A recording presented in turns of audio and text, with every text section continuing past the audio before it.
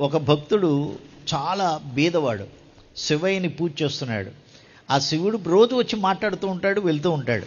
మీరు వెంటనే అడగాలి, శివుడు రోజు వచ్చి మాట్లాడి వెళ్తూ ఉంటే వాడు బీదవాడుగా ఎందుకన్నా? ఈయన అడగడు, వాడు ఇవ్వడు కదా, అడగడు కదా, వీడికి కావాలని తెలియదు కదా. ఒక రోజున చాలా బాధపడుతూ, శివయ్య నీకు నివేదన చేయడానికి కూడా నా దగ్గర ఏమీ లేదయ్యా, ఏమిటయ్యా ఇది అని ఈ భక్తుడు బాధపడ్డట.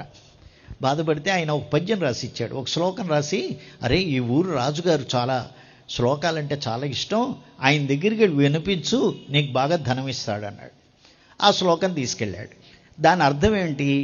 ఓ రాజా, నీ కీర్తి నలుదిశలా వ్యాపించింది, స్త్రీల శిరోజాల వాసనలాగా అని రాశాట.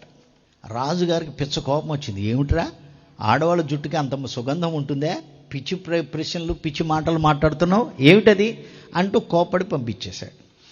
ఈ భక్తుడు ఇంటికి వచ్చి మళ్ళీ శివయ్య దగ్గర దిగులు పడ్డాడు. శివ, ఏంటయ్యా ఇంత అవమానం చేయించావు నాకు, ఇలా అన్నాడు అన్నాడు. అదేమిట్రా, అమ్మ జుట్టు సంపెంగ వాసన వస్తుందిరా, చంపక అశోక పున్నాక సౌగంధిక లసస్కజ, మంచి సువాసనలు ఉంటుందిరా అమ్మ జుట్టు. అయ్యా ఆవిడ మహాయోగయ్యా, కాబట్టి ఆవిడ జుట్టు ఆ రంగు వాసన ఉన్నదేమో, మాకెలా ఉంటుంది స్వామి అంటే, కాదు నేను వచ్చి సాక్ష్యం చెప్తాను. అక్కడికి వెళ్ళి సభకెళ్ళి శివుడు ప్రత్యక్షంగా సాక్ష్యం చెప్పాట, కాదు స్త్రీల శిరోజాలకి ఇంత సుగంధం ఉంటుంది అని.